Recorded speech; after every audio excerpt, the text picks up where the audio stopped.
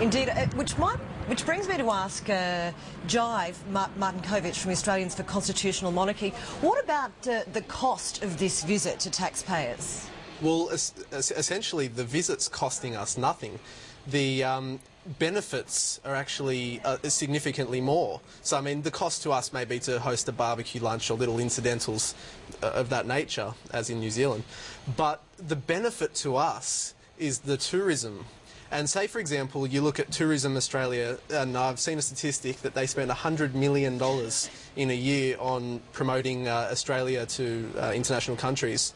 And you get free publicity like something like this, and the result of what they come up with when they do campaigns with Tourism Australia is things like the controversial where the bloody hell are you campaigns, and you know, it's just laughed upon internationally as where something like this is highlighted in international media, gives us free publicity, and I think we're going to see significant benefits from that. It'll do us no harm at all. Okay, as we watch a convoy of what would undoubtedly be security cars flanking Prince William as he makes his way out of Sydney Airport and to Admiralty House for an official luncheon. We might cross back to Gemma, and you'd have to imagine, Gemma, that the arrangements have been made for a smooth ride for the Prince. That's right. So as much as this is the informal leg of his tour, it certainly has, a lot of organisation has gone into it. And it's a pretty packed itinerary, I must say. Really, his only spare time would be tomorrow afternoon after he's finished his engagements for the day. Obviously, none of them being called an official engagement, but certainly he was, as we say, lunching a formal lunch with the Governor-General, then meeting in Redfern. Then he will go to New South Wales Government House. That is a spectacular place for him to see Sydney. I was walking through there myself just yesterday with the New South Wales Governor, and the view that he will get from there is just a stunning view. And if you look at the weather that he has today, and as Jai was saying, with this publicity that Sydney is getting, you couldn't get better weather for this today, for him to really be able to view the harbour there. And then tomorrow he has these engagements, as we said, Holsworthy Army Barracks. He will go there and meet with our servicemen and women who he has said that he really wants to show support for.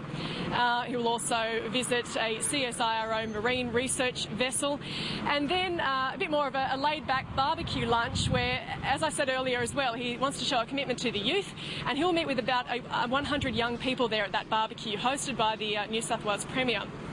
Those young people will include Young Australian of the Year nominees and also surf lifesavers, so a very Australian feel to it there, and emergency service workers. So he will speak to them. He was very well received in New Zealand. As I said, a charming, very polite prince, and as much as, obviously, it does ignite this debate about the Republic, William as a person is very well received.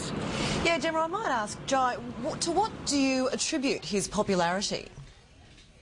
Several factors. I mean, firstly, I think it helps that he's good looking, so that certainly plays a significant role. The service that he's doing with both charities, his military service, he's following in the footsteps of you know, all of the Crown Monarchs of Australia before him in service, and he's made it very clear that he's willing to serve Australians should we want him to do so, and I assume that that will continue.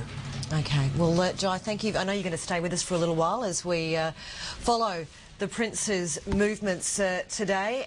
As you heard Gemma say, Prince William arriving in Australia officially for the second time, only the second time he's done so, the first time being when he was just a baby. Gemma Coates, thank you for your coverage live from Sydney Airport. We will, of course, be crossing back to you throughout the day as you too follow the Prince, you lucky thing, and we'll talk to you shortly.